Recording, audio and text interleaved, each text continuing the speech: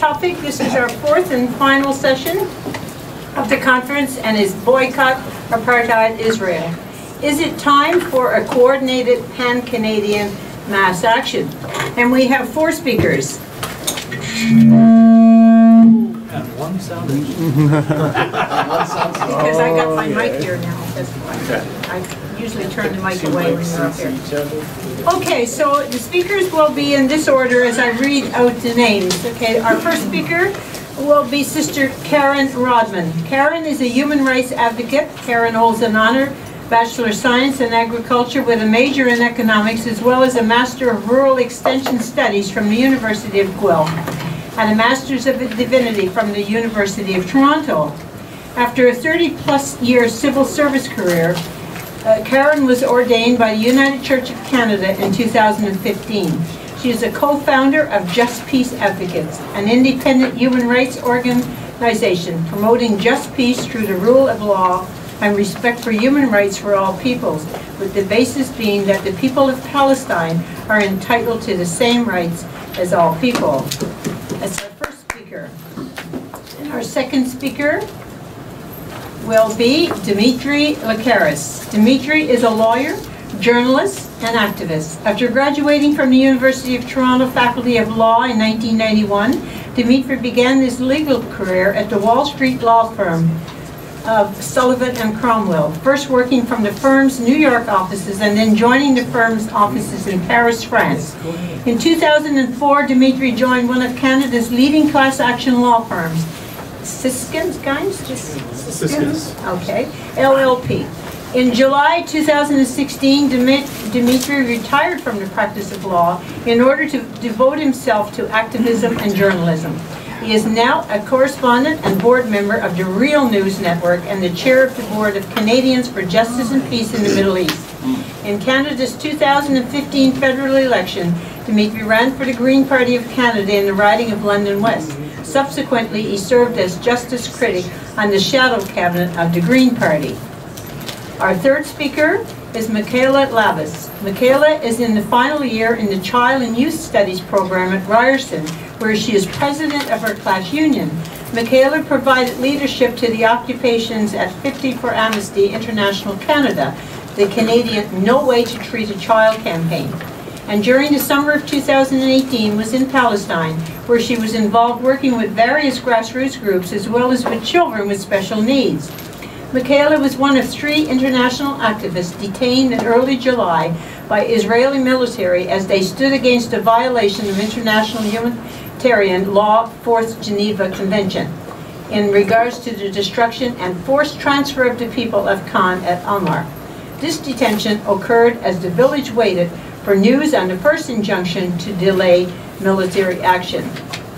And our fourth speaker is Comrade Gary Porter. During his career as a licensed public accountant in Ontario, Gary served 8 years as a member of the board of directors of the Ontario Teachers Pension Plan. He has been an auditor for many unions and is presently on the NDP Socialist Caucus Steering Committee and on the executive visit of his NDP District Association on Vancouver Island. Gary was Executive Secretary and Organization Secretary of the League for Socialist Action, our predecessor party in the 1970s, and he is now a leading member of Socialist Action Canada. So without further ado, we'll turn to our first speaker, Sister Karen Rodman. Each speaker has up to 15 minutes. Thanks, Julius. Still going. Sorry. That's all. We're having some problems with this. It's okay. I trust Julius completely. We'll get there. We'll get there. Okay, thanks so much to Socialist Action for inviting me and for having this topic, and especially for all of the work that you've done over the decades to end apartheid related to the state of Israel. So I'm very pleased to be able to be here in conversation with you. In 2014, as I wrapped up my civil service career, I went to Palestine for 3 months to do human rights observation and accompany at work, knowing when I went that the real work was to be done when I came back home. I did not need my time on the ground in Palestine to understand the history or the current situation. We can do that from here in Toronto or wherever we are. But I did need that time in Palestine for me to know that we are all Palestinians until Palestine is free. Yes.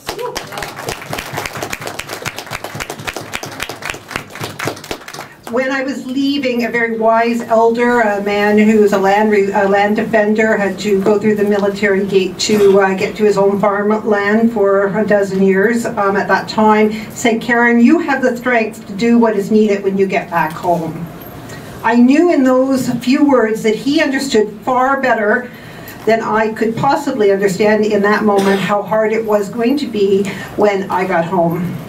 And so over the last 4 years, I have learned much and, yes, experienced firsthand myself how the Zionist project works in the Western world and here in Canada. And as I look around the audience, I see others who have been very much impacted by this work in ways that make it very hard not to be silenced, that make it very hard for us to carry on.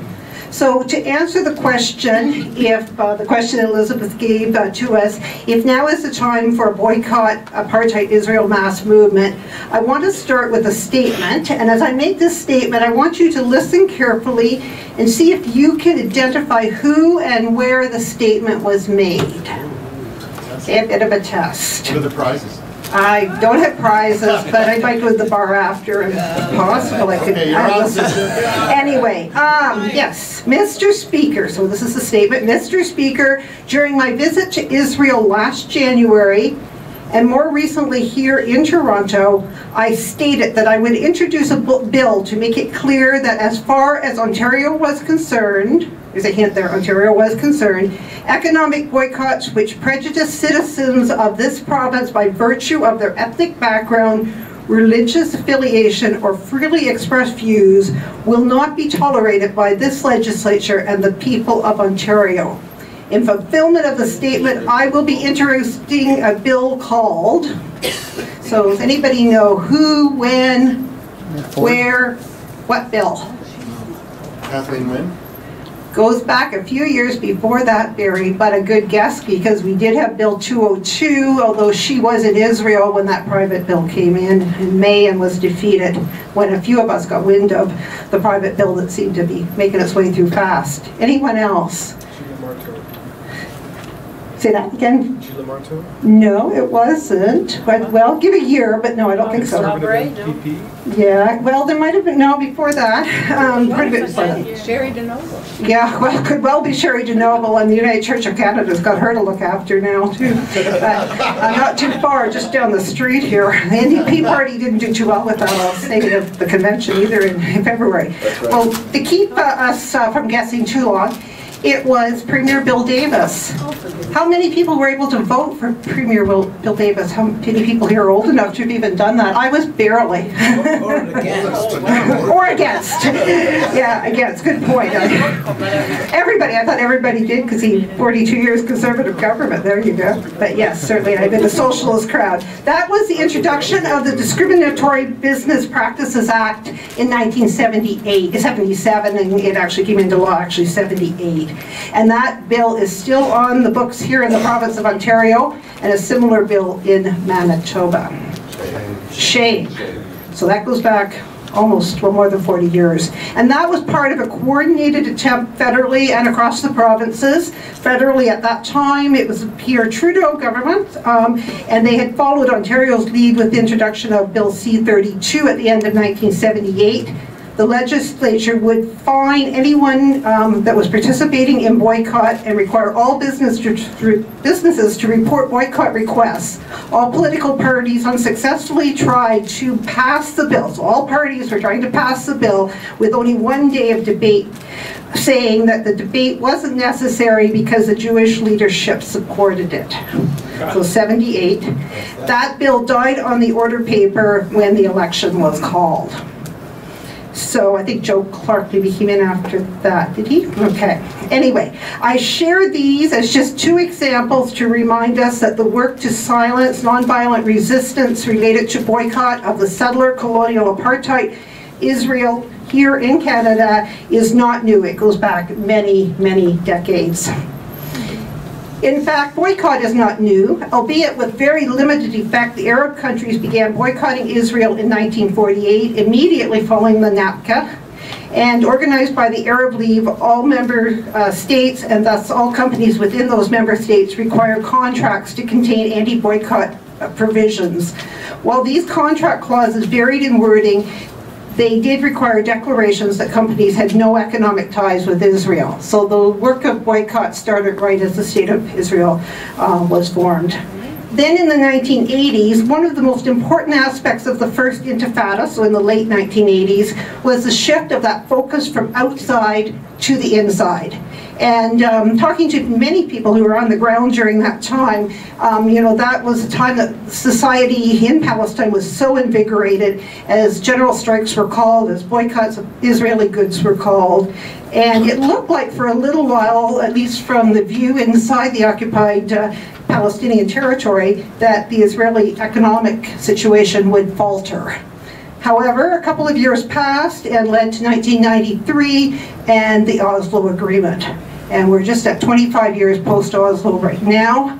And it was at that time then that the National Palestinian Movement, in the form of the newly formed Palestinian Authority, became what I call the subcontractor of the settler colonial apartheid occupying state. And so from there on, Israel no longer had to have that same threat on the ground of the economic sanctions and boycotts internally. So a dozen years later, the global BDS movement began, and that's sort of where we are in today's context. And so I'm glad to be here to be discussing that. And so starting back in 2005, July 2005, 1 year after the International Court of Justice made the advisory on the illegality of the wall that had been built, Palestinian civil society called for a global response from all of us through boycott, divestment, and sanctions. It was endorsed by 170 of civil society organizations in Palestine and coordinated by what we call the BNC, which is the BDS, Boycott, Divestment and Sanctions National Committee. It did three things. It called for an end of the occupation and colonization of all of the Palestinian land that had been taken in June of 1967 and dismantling the wall. Number two, it called for recognizing the fundamental rights of Palestinian citizens of Israel to full equality and equal rights. And number three, it called for respecting, protecting, and promoting the rights of Palestinian refugees to return to their homes and properties as stipulated in UN Resolution 194 from back in 1948. These 3 points represent freedom, equity, and justice and are key as they provided a statement of unity for the people of Palestine.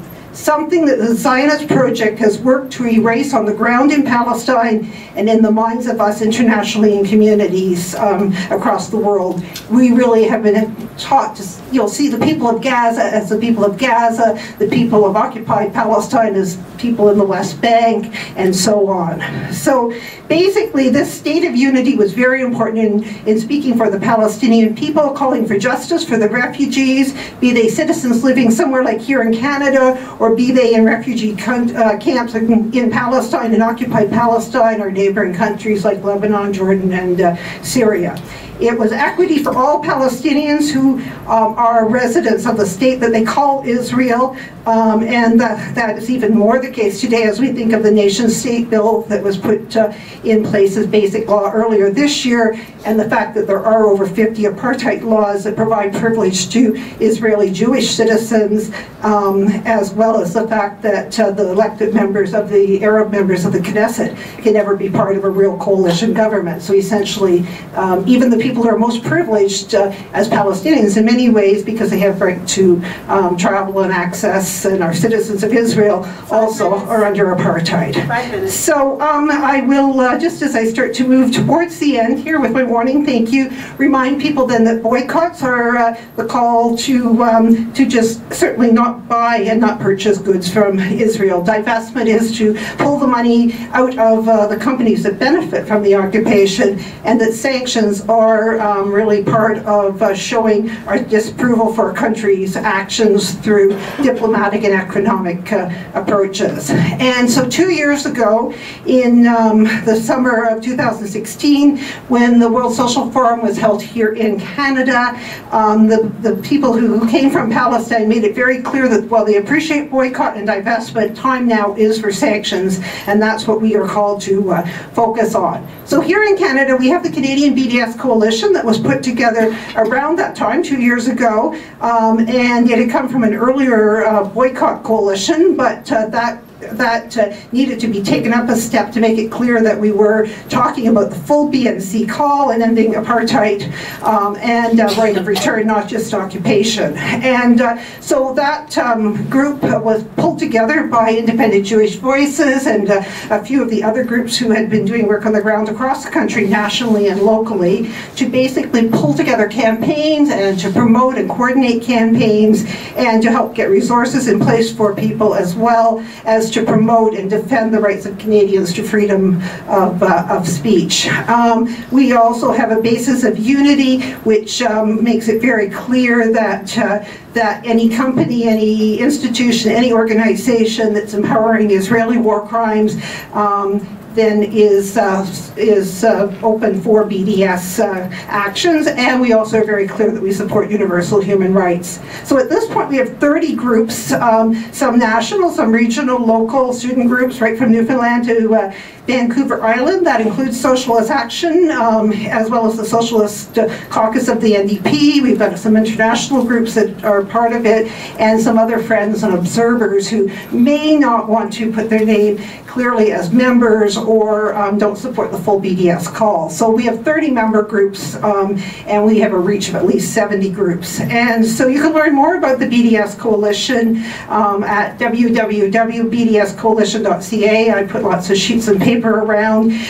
You can check out the one win that we had with Air Canada, where we were able to get them to cancel 2 years into a 5-year contract, having commercial jets serviced in Tel Aviv by the Israeli Aerospace Industries, which is the R&D and manufacturing arm of the Israeli government for war machines, both for field testing in Palestine as well as export around the world.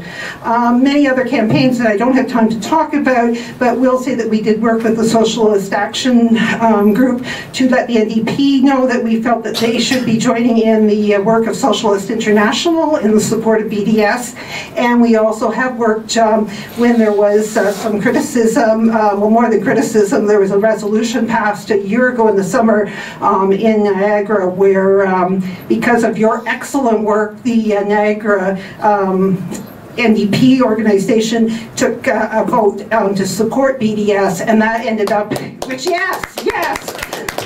The blowback on that was that B'nai B'ríth, Simon Wiesenthal, and CIJA brought their high-level people, including Michael Moisten and others, down quietly, secretly to a regional council meeting and passed a motion condemning BDS and apologizing for the embarrassment of your wonderful work. But what we at least have done is got a Niagara coalition together to be part of the BDS Canada coalition. So lots of things I can tell you more about. I have put information out on Just Peace Advocates. It's a group that Jonathan Katab, human rights lawyer, Zahia El-Masari, activist from Montreal, and myself have started, in particular, a campaign on Gaza 2020, and so ask you to maybe ask me more about that and to support that campaign. So let me end just by saying we are all Palestinians until Palestine is free.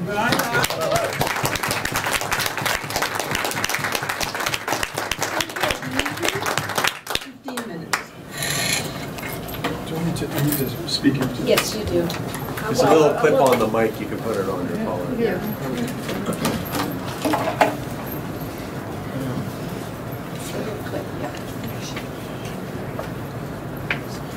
How's that? Is everybody hear me? Okay. Thank you very much for having me tonight. I'm not going to focus so much in my presentation on the BDS movement per se, because my wonderful co-panelists can do all of that hard work. I want to talk more broadly about the Palestinian solidarity movement and where we are today and what we what we need to do, in my view, to achieve justice for the Palestinian people. And I'm going to talk about this in the context of something that's very personal to me, and that was a conflict that I had recently with certain leading advocates for Israel in this country. I'm going to start by quoting, is one of my favorite quotes, Chris Hedges, Pulitzer Prize-winning journalist in 2016. I heard him say this actually here at the United Church on Bloor Street, not far from here. He wrote in 2016, "There's a moment in Henry Kissinger's memoirs, do not buy the book." I agree with that assessment. When Nixon and Kissinger are looking out at tens of thousands of anti-war protesters who have surrounded the White House, Nixon had placed empty city buses in front of the White House to keep the protesters back. He worried out loud that the crowd would break through the barricades and get him and Kissinger. And Hedges writes, "This is exactly where we want people in power to be." I'll tell you, as I get older, the more I couldn't agree more with that statement. I just feel every day love for that statement. This is why Hedges wrote, "Although he was not a liberal, Nixon was our last liberal president.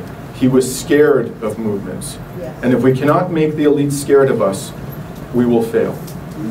This is true in every aspect of our world today, and it is particularly true in the context of the suffering of the Palestinian people. Recently, human rights advocate Peter Larson published on his website, and he's a friend of mine, I have great respect for Peter Larson.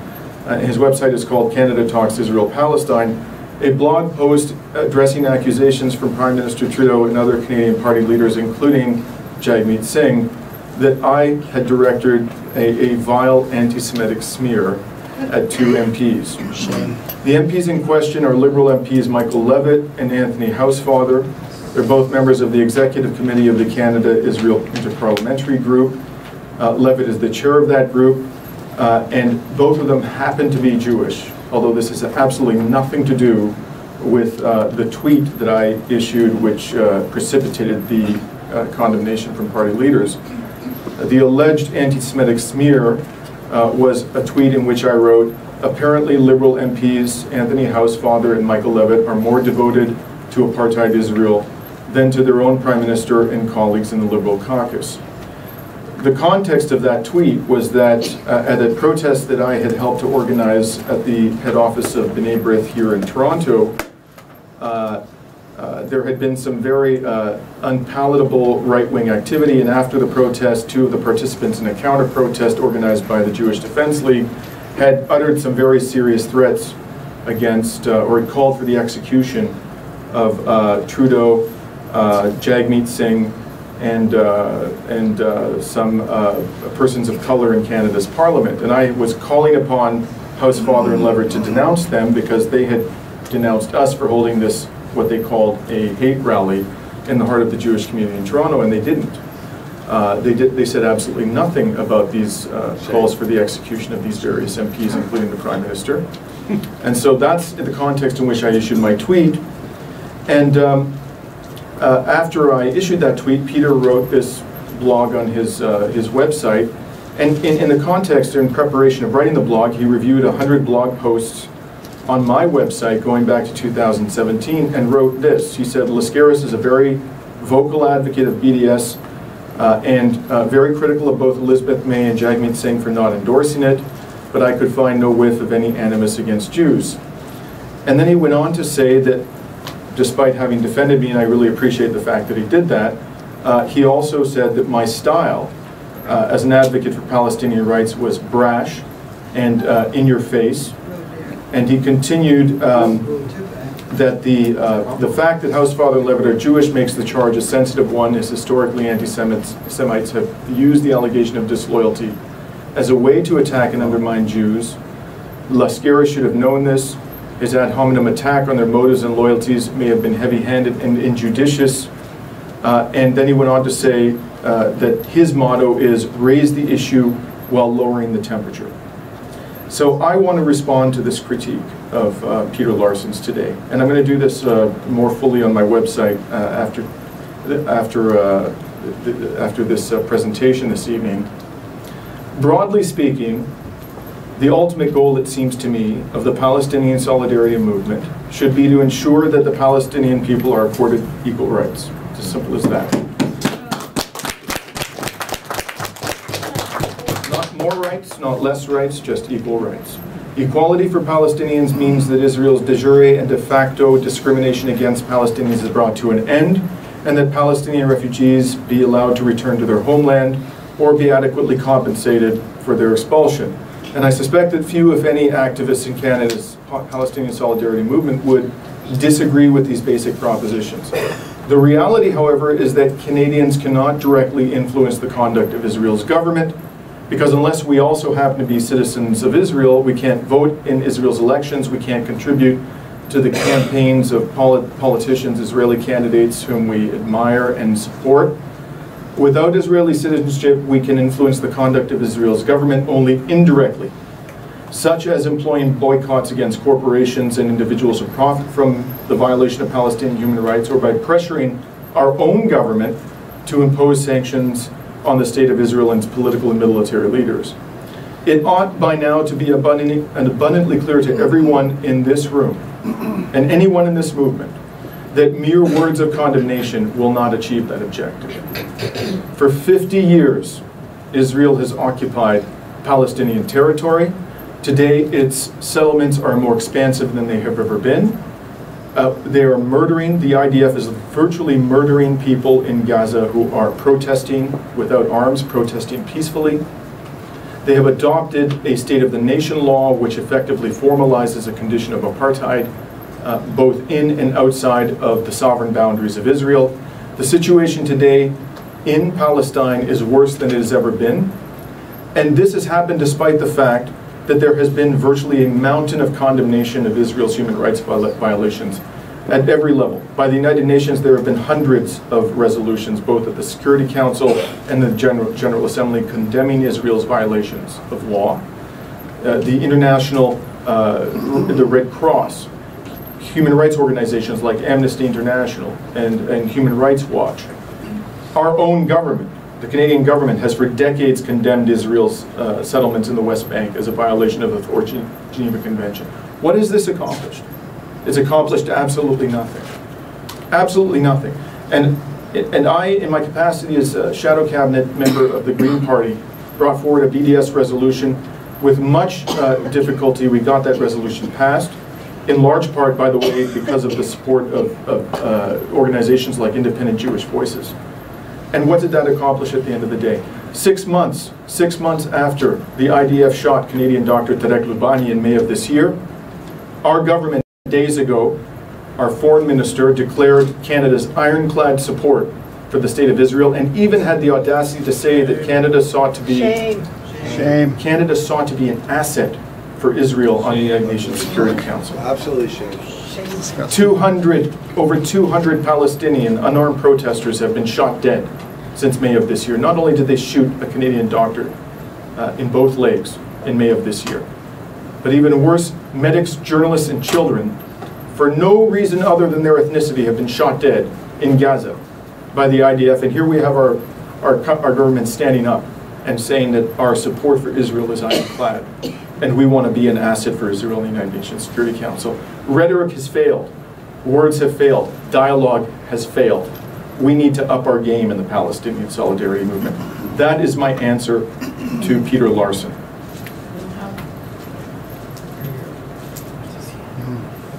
So it was within that context that I and others organized a rally at the offices of B'nai B'ríth here in Toronto in August of this year. That's where the events that I mentioned at the outset of my speech occurred. It was within that context that I and a couple of other Palestinian solidarity activists, Paul Tétrault and Yves Engler, disrupted a speech by Hillel Neuer at McGill University in July of this year. For reasons, I don't know if you know who Hillel Neuer is, but I'll let you, for those of you who aren't familiar with that name, he is the executive director of an organization called UN Watch. And as often happens with these pro-apartheid organizations, their names don't actually communicate what they're actually about. UN Watch is not a watchdog of the United Nations. It is a mouthpiece for the Israeli government and relentlessly attacks the United Nations every time it adopts some toothless resolution calling out Israel for its human rights violations. And for some reason that is beyond me and beyond many people in the Palestinian Solidarity Movement, McGill University decided to give Hillel Neuer an honorary doctorate in July of this year. Shame. And when Hillel Neuer stood up in a massive packed room with thousands of people, Paul Tétrault, a lawyer on the West Coast, and Yves Engler, many of you know who he is, and myself, we stood up and we walked up to the front of this massive tent and we disrupted his speech. Yeah.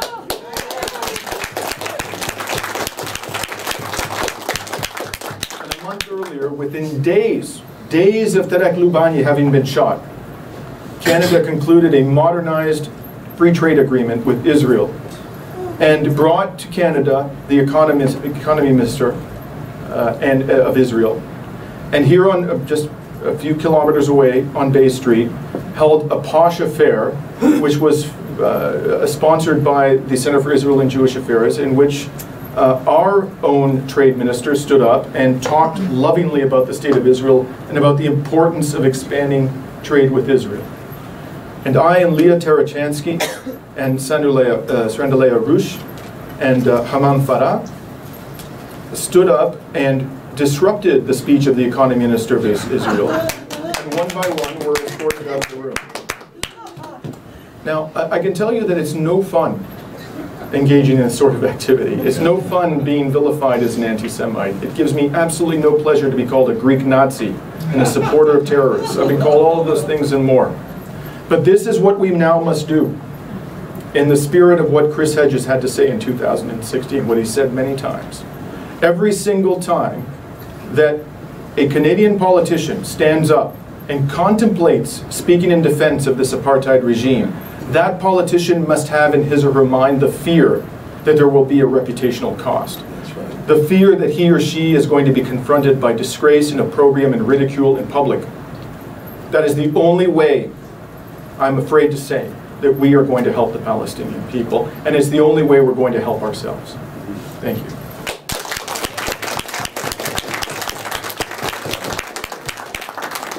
Okay, Michaela, to 15 minutes.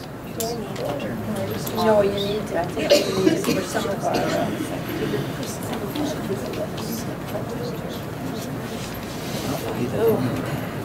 Just give me a moment. No problem, sister. Take your time. Can I even do it? Oh, look at that. It's very listening. Can you hear me okay? Is that good? I think so, yeah. Okay. Yeah. Hi, my name's Michaela, as she said. To begin, you hear all these historical facts of Palestine, you hear all of the legalities of what it means to be in Israel or Palestine, but my good friend to me, my good Palestinian friend to me said today, he's going to Gaza for 10 days to do some NGO work. And he said to me, I'm not allowed to bring in a suitcase with wheels on it. This is the situation, like the ridiculousness. Even Mr. Proudfoot, during my time in Palestine, said some of the pro-Zionist lobby is becoming so ridiculous that it's even hard to work with them. It's hard. And so when we come back to talk about Palestine, we can talk about the human rights situation, but we can frame it in a way through BDS where we actually address what is happening on the ground. Because BDS is one of the only tools globally that we can use when we're not in Palestine.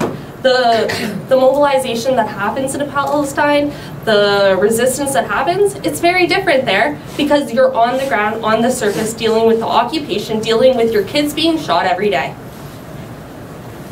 But here, it's very different. We can use BDS. We can actually get through with this nonviolent resistance through something that's just a tactical tool. So on July 4th, I was detained by the Israeli army in Khan al-Ahmar. And my experience on being detained, it wasn't bad.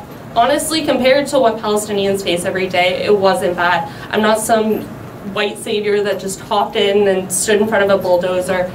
it wasn't bad. I spent 12 hours in a cell alone. You know what Palestinians deal with? They will either be shot or they will be held in prison for years. Being detained is not a big deal when you're in an international, and that's why Palestinians put you forward and they say, this is something you can do. Sorry. Good for you. No, it's not. Just being there on the ground, it's very different, and BDS is one of the only tools that we can do here. So I'm going to talk a little bit about the student movement, where we're at, because as you can look around, it's a great crowd, but there's not a lot of young people, and I think that that's something that's a huge problem. You look at a guy like Yves Engler, and he couldn't even finish his undergrad because the Zionists attacked him, and other conservatives attacked him. Students are afraid. Why am I one of the only students here? Raise your hand if you're a student. Yay, good, show up. So at Ryerson, that's the school I go to, the Ottawa Protocol was passed, and it was done in a completely undemocratic way, and it completely disregards the BDS motion that was supported and approved by the student union. So how is this happening? Well, it's because they want to take down the one tool that we have that will actually make a difference, BDS. So what can you do? You can go to Proudfoot's office if you're in Palestine, because the pro-Zionist movement is there every week, if not multiple times a week. Who's Proudfoot? He's under The head of mission. yeah, he's the head of mission just below the foreign ambassador, yeah. I don't really know what else to say. We have a lot of facts, but BDS is really the only thing we can do, because anything else we do is labeled as anti-Semitic, and even BDS is. I'm gonna just finish there. Okay. Thanks for your time. Okay, our next speaker is Gary. Thank you, sister. And no, you're not getting her time here. No, he can.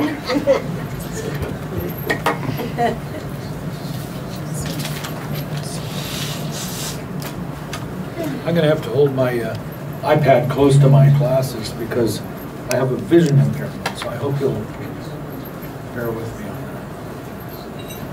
Is this too close? As if it's going to rub on my... It's okay. It's okay? All right.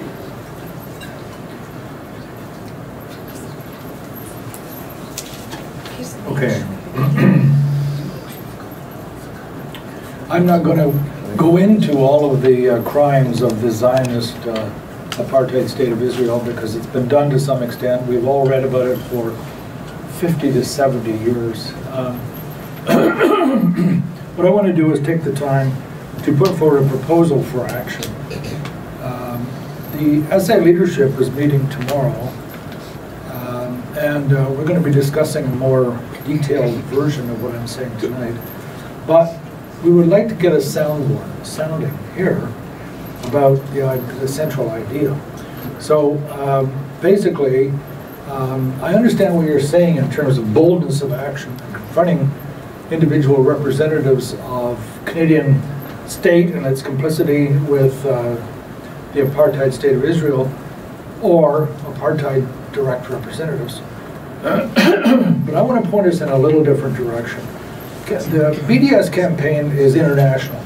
It's quite big, it's very well known, and it has a lot of support. For example, it has the support in Canada. There's a list produced in 2017 which listed 112 organizations in Canada that have adopted resolutions supporting BDS. A lot of student organizations, significant trade unions, church congregations, and many organizations. In addition, there was a poll done by ECOS in January of 2017, which indicated, and I was really quite surprised by this when I read it, that majority of Canadians support elements of BDS and oppose the apartheid of the State of Israel. It says 2/3 of Canadians, reading from the article about this, 2/3 of Canadians think government sanctions on Israel would be reasonable in the light of last year's resolution of the Security Council was condemning the construction of Israeli settlements. This is too close. Can you turn it down? Yeah, I'm trying to. Okay.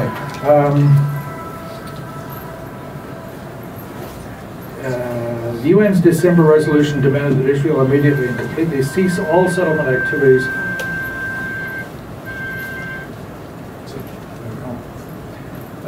Settlement activities in occupied Palestine, including East Jerusalem. It points out that in Quebec, the Bloc Québécois supporters were 94% in favor, 75% were most supportive of sanctions on Israel, while 1/3 of the Conservative Party supporters actually supported sanctions. And it pointed out that it was, if you did some parsing of it, the poll also found that far more Canadians had a negative perception of Israel, 46%, than a positive one, 28%. There was a clear generational divide on the matter. Only 17% of millennials had a positive opinion of the Israeli government compared to 37% of people over age of 65. Education levels were also a factor, with 60% of university graduates holding a negative opinion of Israel, compared to 39% of those with high school education. The sample was taken between January 25th and February 2nd of 2017. It was a random sample of 1,000 Canadians and had a 95% confidence level of the results being accurate to 3%, roughly. So it was startling to me that the opinions of Canadians were far more advanced than they were when we began to build the anti-Vietnam War movement. And so what I'm proposing is that we look back at what we remember. Those of us who are a bit older can look back and remember what we remember about the days of the earlier significant radicalization in the 60s and 70s. There were many actions, many one-offs, and all sorts of directions that we took. But for me personally, what I remember is the mass street actions in defense of the Vietnamese struggle for self-determination, the mass street actions in support of black freedom in the United States, and the mass street actions in particular in support of the right of women to abortion and other freedoms. That's what actually the Revolutionary Socialists are oriented around. Yes, we did the work in the trade unions, and yes, we did the work in the NDP, but it's not just work in the trade unions and work in the NDP, it's work for campaigns. It's work to mobilize workers and New Democrats to bring them into conflict where it needs to be, where conflict needs to be with the issues that could lever open the divisions within capitalism. So that's what I would like us to consider with BDS. Now BDS has some special qualities. First of all, it's been going on a long time and it's very egregious. You know, what we're talking about is another apartheid regime, and we know the long fight that ended up in overthrowing the apartheid regime in South Africa also had a BDS element to it. You know, it's an issue that's always in the newspapers, and that element is kind of like the black struggle in the South in the 60s or the struggle of Vietnam, where there were atrocities all the time in the newspaper. Now you won't see that very much about Israel and Palestine. What we hear is the rockets coming into Israeli residential areas and hear nothing about the massive bombings that are going on. They're not telling you that 10 Palestinians die for every Israeli, that 10 Palestinians are injured for every Israeli soldier, or that the number of children that die is 24 times as many, because most of the fighting takes place in Palestinian neighborhoods. So that was a lineal ancestor of Socialist Action, LSA, LSO, YSLJS, that held a view of building a mass united front against the war in Vietnam. I'll just use Vietnam as an example.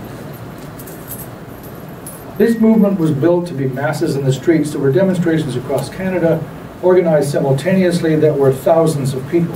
And this eventually grew to organizations in all kinds of towns, demonstrations in all kinds of towns, and all at the same time.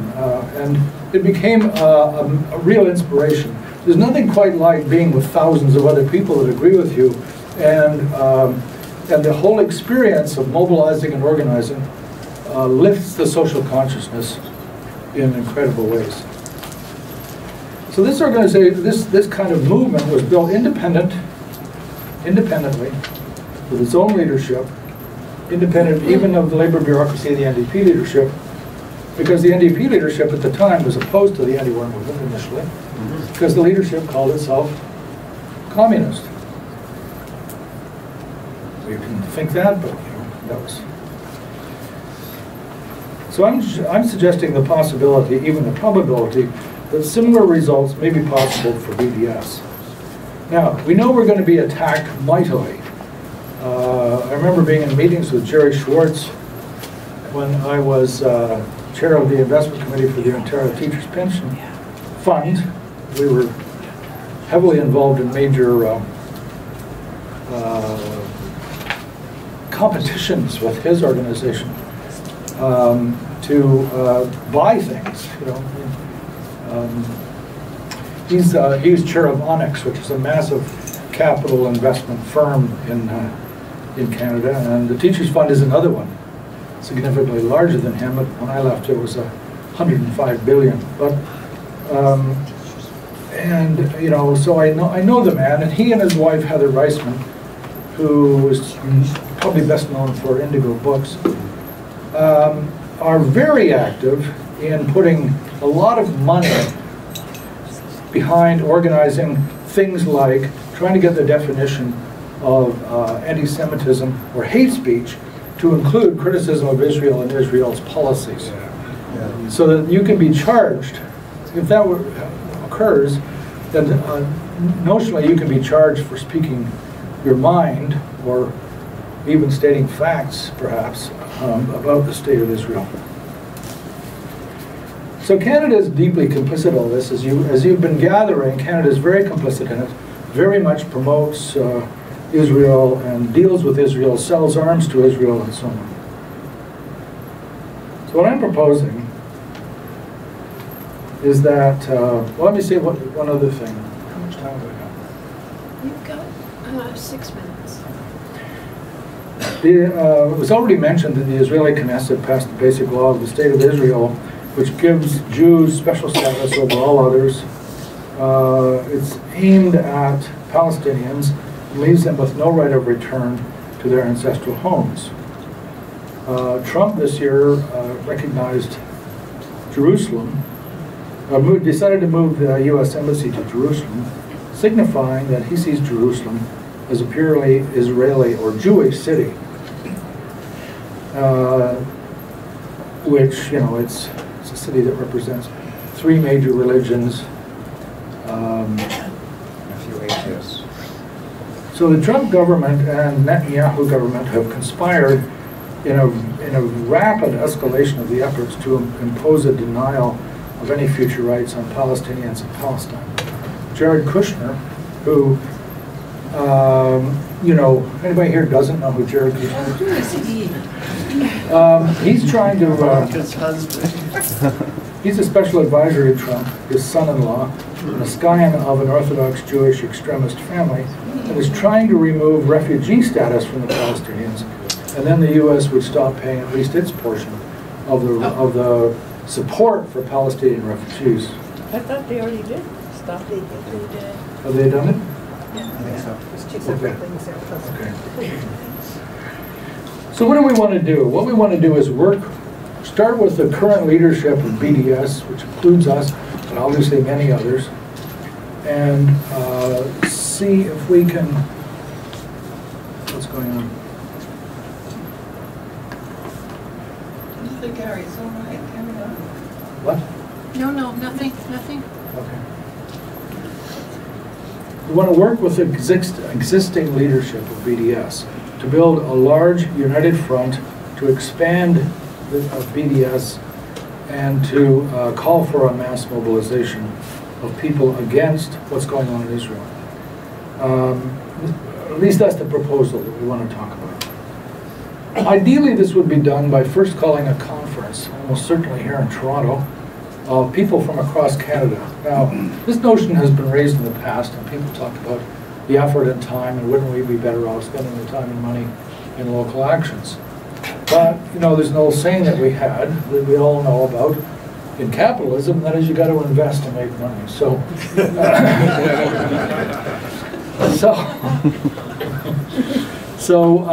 you would take time and you would take money, but you would come here and we would all meet face to face. We could all speak openly about how we feel about this, or how would we do that, or is it even possible? We could discuss the way it's organized. We could discuss dates. We could discuss the slogans. Come to democratic decisions on a principled basis about how we do this, and then call an action. Say, I'm just throwing out, you know, this would have to be discussed, but say April or May, for a mass action in the streets in major, at least in major Ontario cities, that would be putting forward very, very specific demands based on BDS views, BDS principles. Now, one of the things that, what happens in this, you could also at the same time have workshops on how to more effectively use mass media, how to work with, get talks on radio shows and other interviews and that sort of thing, and to how you make signs, on a mass basis. I can remember helping to organize that myself. How do you make 1,000 or 2,000 signs? It's a real operation. 1 minute. And so you could have those. But the main thing is that people would just get together, have a talk, meet each other, get to know how each other thinks, get to know where we are at, what our concerns are, and then come to democratic decisions and try to build a mass public movement. Nothing raises morale more than masses of people in the streets. Nothing draws attention quite like that. And it becomes, and the development of it really trains current radicals and revolutionaries how that gets done. So it becomes a cadre training, a massive cadre training kind of experience. And I think my time is up. Yes, it is. Okay.